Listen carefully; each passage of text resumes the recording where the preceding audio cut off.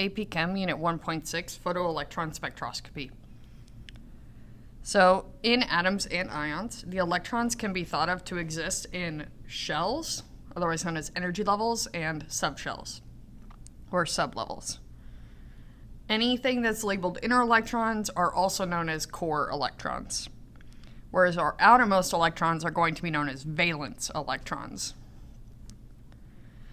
In this shorthand notation, the 1 denotes the shell or the energy level, whereas the S, P, D, or F denotes the subshell or the sublevel. When we're utilizing the off-bow principle, which means to build up, we need to fill our lower energy levels first before we fill any higher energy levels. So we will fill 1s before we go up to 2s.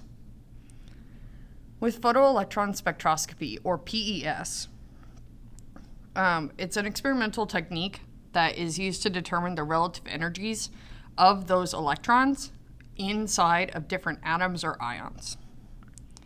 And PES, the photoelectron spectroscopers, use radiation and high energy to remove those electrons from the atoms in order to determine the relative energies of those electrons within the atoms or ions.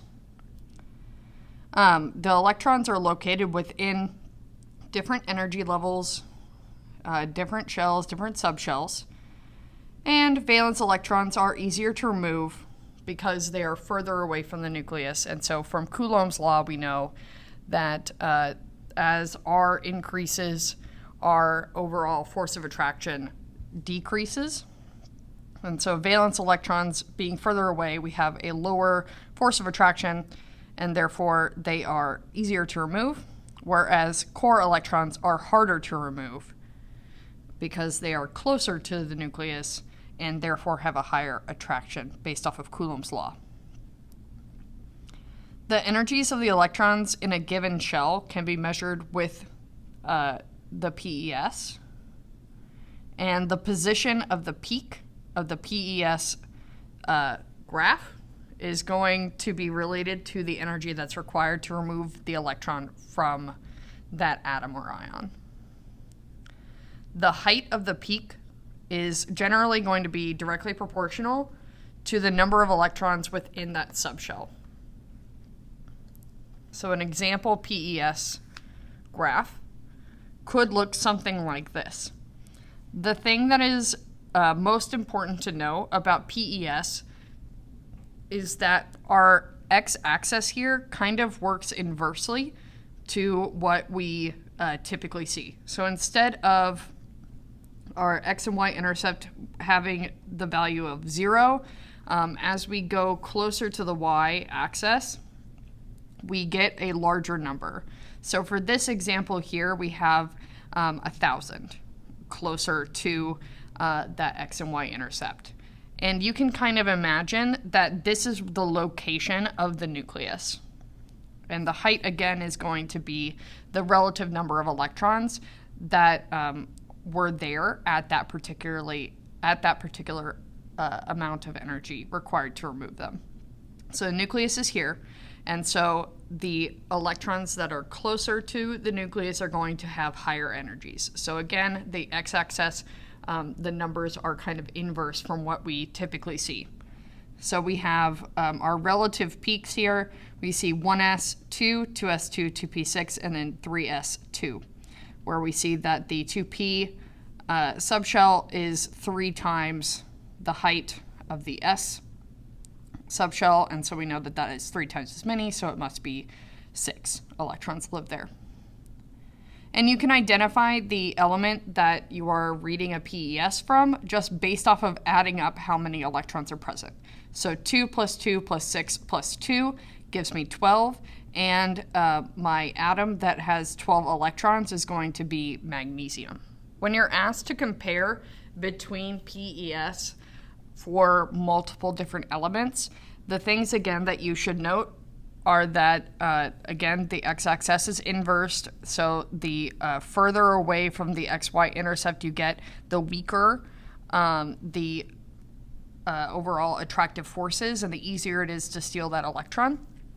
So my nucleus would be here, and then I can go ahead and compare for beryllium versus magnesium. I see that my innermost electron is closer for magnesium than it was for beryllium, and my outermost electron, which for beryllium is going to be my 2s electrons versus my 3s electrons over here, is going to be further away. My 3s is going to be further away from my magnesium, and is going to have a lower amount of energy required to go ahead and steal that electron.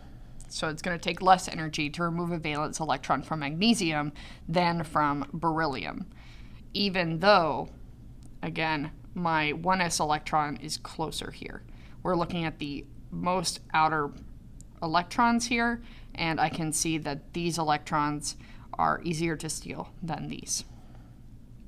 Remember again that the R value is going to be the distance between my electron and my nucleus, and it is increasing the force of attraction, and so there's less binding energy.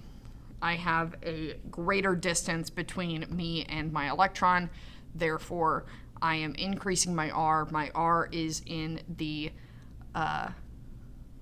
denominator, and so it is very effective. It is also squared, and so those valence electrons being that much further away, it's going to be easier to steal those electrons.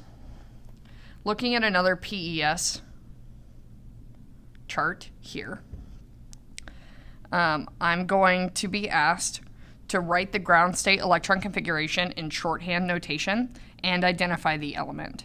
So I can see, again, my nucleus is going to be here. I have my P, which is 3 times as high as my S. And so in order, it's always going to go 1s, 2s, 2p, 3s, 3p, etc., on and on.